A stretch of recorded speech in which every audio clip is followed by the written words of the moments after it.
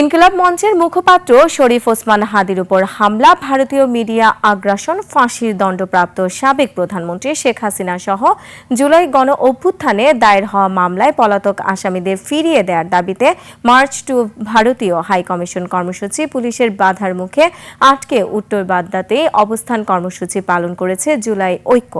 এ সময় ভারতীয় হাইকমিশনকে সতর্ক করতে এই আয়োজন বলে জানান আয়োজকেরা। আরফিন শাওনি রিপোর্টে জানাচ্ছেন সোহেল সামি।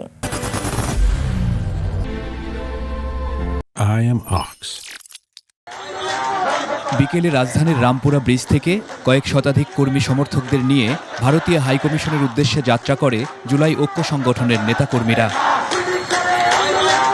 দাবি, ক্ষমতাচ্যুত শেখ হাসিনা সহ শরীফ ওসমান হাদির হামলাকারী সন্ত্রাসীদের ফেরত আনা। রামপুরা থেকে উত্তর বাড্ডা এলাকায় মিছিল আসলেই পুলিশ তাদের বাধা দেয়। এক পর্যায়ে পুলিশের সাথে দুপক্ষের উত্তেজনা ছড়িয়ে পড়লে ব্যারিকেডের সামনেই অবস্থান নেন নেতাকর্মীরা।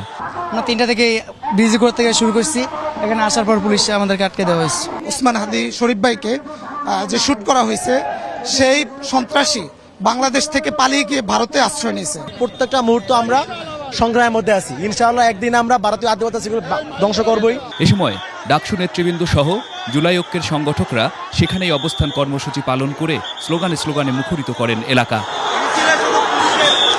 তবে এখনও আওয়ামী সন্ত্রাসীদের কার্যক্রম বহাল এবং ভারতীয় আগ্রাসন বন্ধ না হওয়া পর্যন্ত আন্দোলন চালাবে বলে জানান আন্দোলনের শীর্ষ নেতা।